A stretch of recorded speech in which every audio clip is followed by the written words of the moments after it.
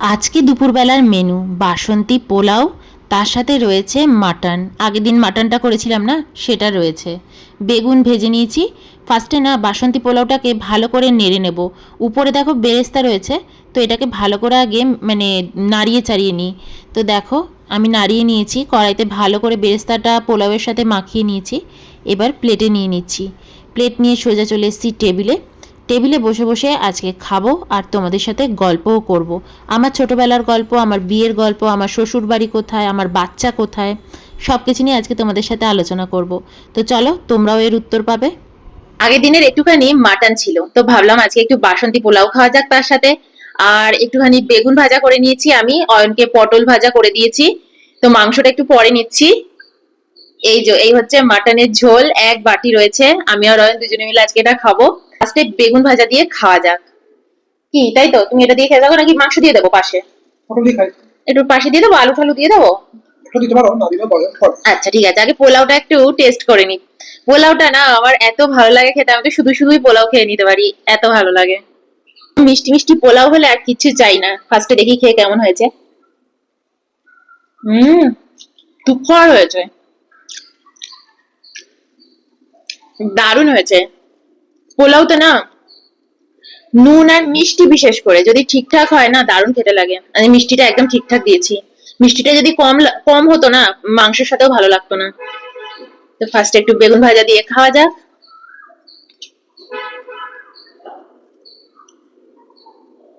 হুম,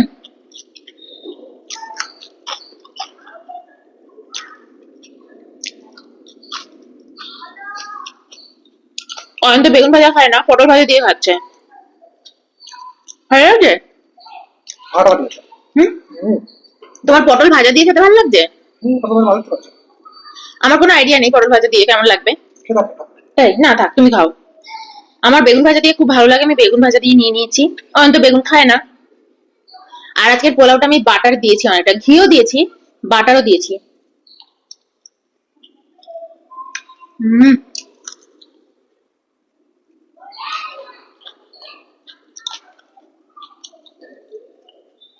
একটু গন্ধরাজ লেবুও নিয়েছি। পোলাওতে গন্ধরাজ লেবু বা যে কোনো লেবু কেমন লাগে জানি না, আজকে একটু নিয়েছি। আর শুকনো লঙ্কাও দিয়েছি।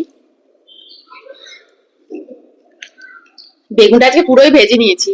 একটাই বেগুন ছিল, সাদা বেগুন, ভেজে নিয়েছি। ছোট না? হুম, সাইজটা তো ছোট।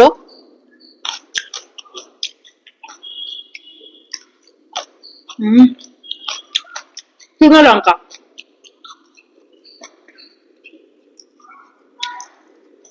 তোর পাতে কাজু কিশমিশ পড়েছে। প্রচুর। এবার মাংস দেবো। তবে লেবুটা না দিলেই পারো। কত ইন্টারেস্টিং আছে। এবার মাংসটা নিয়ে নি, অয়নকেও দিই, আমিও নিই। ফার্স্টে আমি নেব। এই হচ্ছে ধুমসো আলু।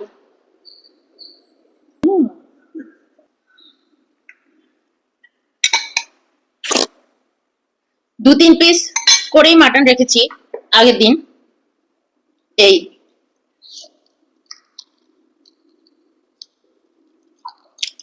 উম তোমারও ঝোল লাগবে, ঝোল নিও।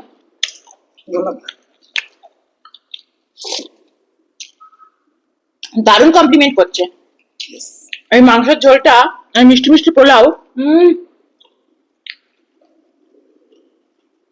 এবার একটু গন্ধরাজ লেবু মাখবো। এত বীজ লেবুটাতে, মাংসের ঝোলের মধ্যেই নিয়ে নি লেবুটা। কেমন লাগবে জানি না, ভালোই লাগবে আশা করছি। ভালো লাগবে। তুমি তুমি তো আগেই সব মেখে নিয়েছো, ও আগেই পোলাওয়ের মধ্যে নিয়ে নিয়েছে। আর পাগলা।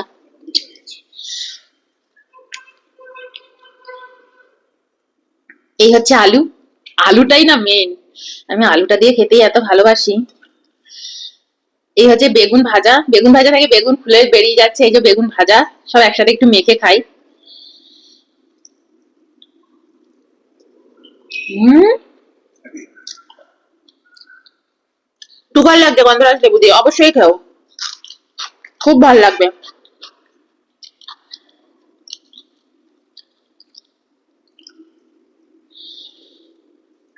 আমি ঝোলটা নিয়ে নিই।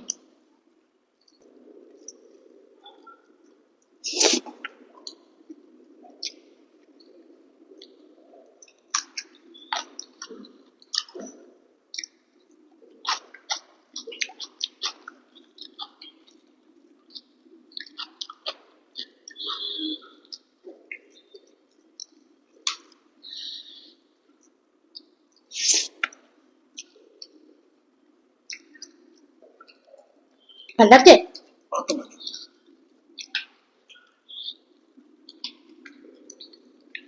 বললাম তোমার মাটন না হলেও চলে, আমার আলু আর ঝোল হলেই হয়ে যায়। সেখানে মাটনটাও এত সুন্দর খেতে লাগছে না, হেভি লাগছে। পোলাও নেবে না?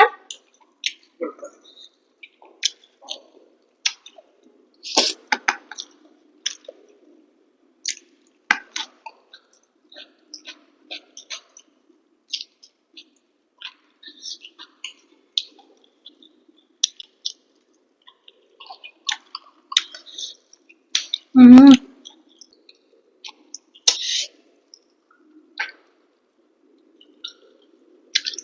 তোমরা অনেকেই আমার সম্পর্কে খুব জানতে চাইছো, আমার ছোটবেলা সম্পর্কে জানতে চাইছো, আমার নিজের সংসার সম্পর্কে জানতে চাইছো। আমার সব কলকাতাতেই রয়েছে। আমার শ্বশুর বাড়ি বাপের বাড়ি কলকাতাতে। এখানে আমাদের দুজনের সংসার, আমরা দুজন সংসারে। তোমরা আগে জিজ্ঞেস করছো আমাদের কোনো বেবি আছে কিনা, না আমাদের কোনো বেবি নেই। আমরা দুজনের আমাদের সংসার, আর ভবিষ্যতে আমাদের বেবি নেওয়ার কোনো প্ল্যানিং নেই।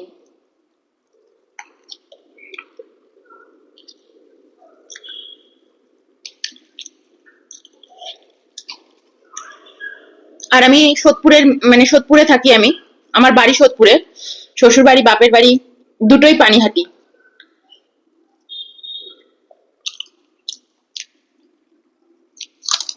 হুম।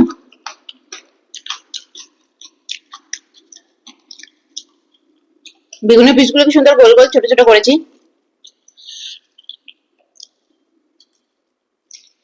আমি একেবারে গঙ্গার পাড়ে মানুষ হয়েছে, মানে গঙ্গার পাড়েই আমাদের বাড়ি, একদম গঙ্গার পাড়ে।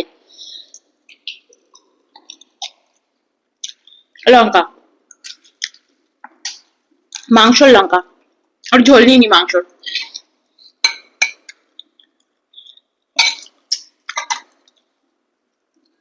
এরকম পোলাও দিয়ে মাংসের ঝোল খেতে হেভি লাগছে। আমার আর অয়নের একদম পাশাপাশি পাড়াই বলতে পারো। আমরা দুজনেই পাশাপাশি পাড়াতেই থেকেছি। আমি আজ বলছিলাম না সেদিনকে, আমরা ঘটি পাড়াতেই থেকে বড় হয়েছি, ওখানেই মানুষ হয়েছি।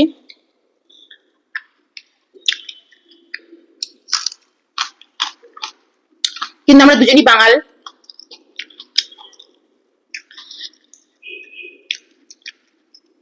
আমরা নিজেরা দেখাদেখি করে বিয়ে করেছি, আমাদের কোনো স্বপ্ন দেখে বিয়ে হয়নি। একটা সময় আমি ভেবেছিলাম আমি কোনোদিনও বিয়েই করবো না, এটা আমার ডিসিশন ছিল একটা সময়। ভেবেছিলাম পড়াশোনা করব, বড় হয়ে চাকরি বাকরি করব, বিয়ে তো কখনোই করব না, আর 5টা মেয়ের মতন ঘর সংসার কখনোই করব না। কিন্তু ঈশ্বরের হয়তো অন্য কিছু ইচ্ছে ছিল, তাই বিয়ে করছি, সংসার করছি, অয়নের মতন ছেলে পেয়েছি লাইফে, তাই বিয়ে করেছি, নাহলে হয়তো বিয়ে করতাম না। আগেও একদিন একটা ব্লগে আমি বলেছিলাম।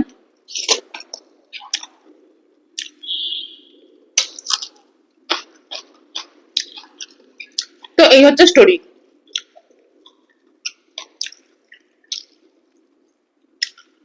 বিয়ের পরের দিন বউ ভাতের দিনই আমরা বাইরে চলে আসি। তো আমাদের আলাদা করে বউ ভাত হয়নি, 5 মাস বাদে আমাদের রিসেপশন হয়েছিল। এই,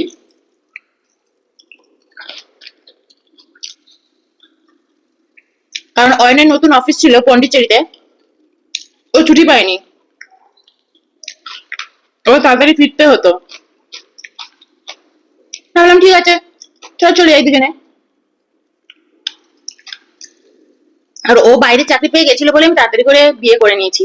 এই, গ্রাজুয়েশন কমপ্লিট করেছি, তারপর আমি নিজেও একটা চাকরি বাকরি করেছি, একটা মানে চাকরি পেয়েছিলাম তখনই, একটা ভালো প্রাইভেট সেক্টরে চাকরি পেয়েছিলাম। তো সেখানে কিছু কাজ করছিলাম, 6 মাস কাজ করেছি, তারপরেই আমাদের বিয়ে হয়ে গেছে 6 মাস বাদেই। তো আমাকে অফিস থেকে বলেছিল যে পন্ডিচেরিতে ওদের কি বললাম ব্রাঞ্চ আছে না, কিন্তু আমার ইচ্ছে ছিল না কাজ করার। আমি ভেবেছিলাম বিয়ে করেছি যখন, ঘর সংসার করবো সুন্দর করে, তাই করেছি। দুজনেই কাজে চলে যাব, তবে ঘরে কে থাকবে? তাহলে বিয়েটাই বা করলাম কেন?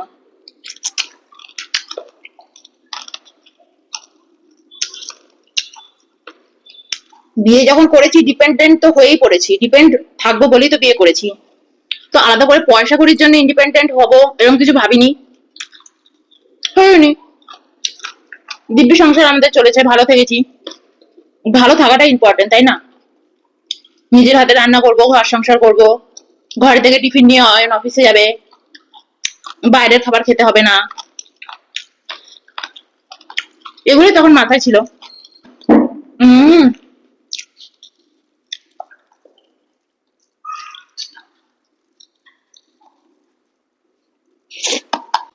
আর উল্টো আগের দিন কম মটন খেয়েছি, আজকে একটু বেশি খেলাম।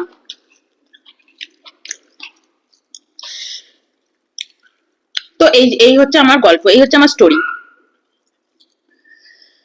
আমার আমার আমার যে বন্ধুরা ছিল, মানে বিশেষ করে 11-12 এর যে বন্ধুরা, তাদের মধ্যে আমার দুই বান্ধবী রয়েছে, তারা কিন্তু বিয়েই করেনি। একজন ব্যাংকে চাকরি করছে, আর একজন অনেক বড় ডান্সার। ও কি কথাকলি ডান্স করে না? তো ও অনেক বড় ডান্সার। ও বিদেশেও পারফর্ম করে। আমি যদি এখনই নাম বলি না, তোমরা অনেকে হয়তো ওকে চিনতেও পারবে। তো আমরা সব ছোটবেলার বন্ধু ছিলাম, আর আমরা বলতাম যে আমরা ভবিষ্যতে কখনো বিয়ে করব না, কোনো ছেলে আমাদেরকে ওঠাবে বসাবে, কোনো সংসার করব, আর শাখা চুড়ি পরে, এক মাথা সিঁদুর পরে বাচ্চা কাচ্চা মানুষ করব, এটা আমরা কোনোদিনও করবো না, মানে এটা আমরা ভাবতাম। তো আমি সেটা পালন করতে পারিনি, কিন্তু আমার দুই বান্ধবী করেছে, এবং তারা জীবনে অনেক মানে খুব এস্টাবলিশ হয়েছে তাদের লাইফে।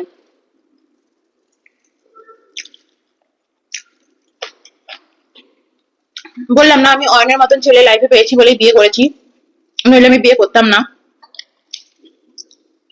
আমাদের দুজনের মেন্টালিটি একদম একদিকে চলে। তো এই আমার বান্ধবীদের সাথে আমার সম্পর্ক রয়েছে, আমি তো একদম কলেজে পড়তে পড়তে অয়নের সাথে আমার সম্পর্ক। তো ওরাও জানে।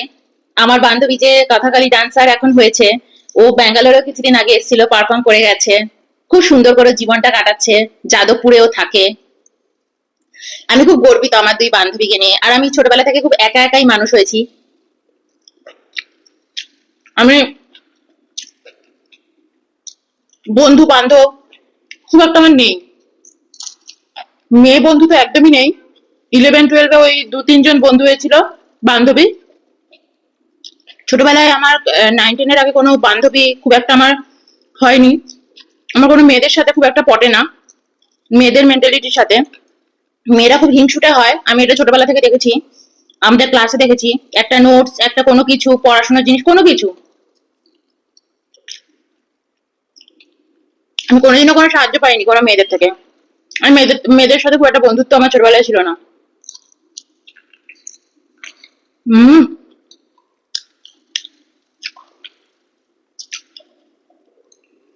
আমার ছেলেদের সাথে খুব বন্ধুত্ব। আমি যেহেতু ঘটিপাড়ায় মানুষ হয়েছি, আমার ঘটিপাড়ায় যে ছেলে বন্ধুরা ছিল আশেপাশের বাড়িতে,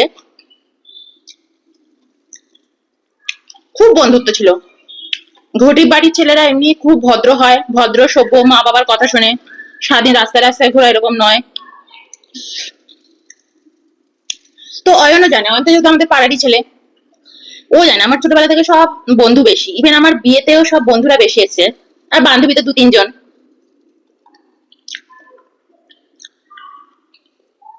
বিয়ের পর অয়নকেও খুব ভালোবাসে ওরা, অয়নদা অয়নদা করে ডাকে। আমার যে ছোটবেলায় যে ছেলে বন্ধুরা, তারা সব দুর্গাপুর থেকে ইঞ্জিনিয়ারিং পাশ করেছে, তাদের এখন সংসার হয়ে গেছে, তারাও বিয়ে ঠিক করেছে, তাদের ছেলে মেয়ে আছে। আমরা গেলে আবার একসাথে খুব ঘুরতে যাই, অনেক কিছু প্ল্যান বানাই, আড্ডা মারি, গল্প করি। আর আমরা ছোটবেলা থেকে যেহেতু গঙ্গার পাড়ে মানুষ হয়েছি, আমাদের আড্ডা মারার জন্য বেশি দূরে যেতে হয় না, গঙ্গার পাড়ে বসে যাই আড্ডা মারতে এখনো। তো এই হচ্ছে আমার লাইফ। ছোটবেলা থেকে খুব একা একা বড় হয়েছি, আমার বেশি কারোর সাথে পড়তো না, আমি এখনো পটে না আমার খুব একটা, কারোর সাথে যায়ও না।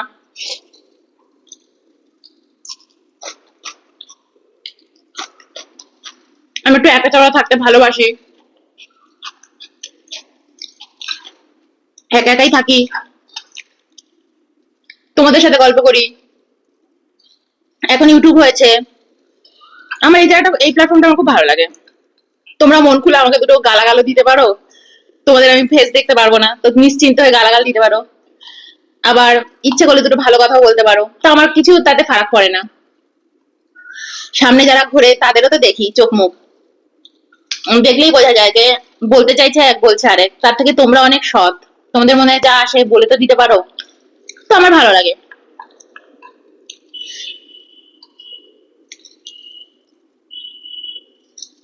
পানিতে একটু পোলাও নিলাম, আলুটা খাবো বলে। তা তোমরা আমাকে খুব জিজ্ঞেস করছিলে, দিদি তুমি গল্প বলো, গল্প বলো। মাঝে মাঝে আমি আমার ছোটবেলার গল্প বলবো। আমি ছোটবেলায় খুব অন্যরকম ছিলাম, খুব দুষ্টু, খুব দুষ্টু আর খুব দুষ্টু। আমার বাড়ির পাড়াতে বলতে পারো আমার থেকে দুষ্টু মেয়ে আর হয় না, আর আমাদের পাড়াতে অয়নের মতো ভালো ছেলে হয় না। তো দুষ্টু মেয়ে আর ভালো ছেলে দুজনে বিয়ে করে নিয়েছি। আমাদের ওখানে আমাকে দেখে সবাই বলতো ওর মতো তো একদম হবি না। আর আমাদের ওখানে অয়নকে দেখে সব ছেলেদের ঘরে বলা হতো ওর মতো হতে হবে, অয়নের মতো হতে হবে, ওরকম ছেলে হতে হবে তোকে। তো এই হচ্ছে আমরা। আমার এখন কথাবার্তা শুনে তোমরা বুঝতে পারো খুব টাস টাস করে কথা বলি আমি, এর জন্য ছোটবেলা থেকে খুব বদনাম। অনেকে বলে আমি খুব বড় বড় কথা বলি, আমি খুব বড় বড় কথা বলি না, আমি খুব স্পষ্ট করে কথা বলি, ঘুরিয়ে ফিরিয়ে এই নিয়ে বিনিয়ে আমার ভালো লাগে না। তো আমি খুব স্পষ্ট কথা বলতে ভালোবাসি, স্পষ্ট কথা বলি। আমাকে 100 জন পছন্দ না করলে 2 জন পছন্দ করে, আর যারা পছন্দ করে তারা খুব পছন্দ করে।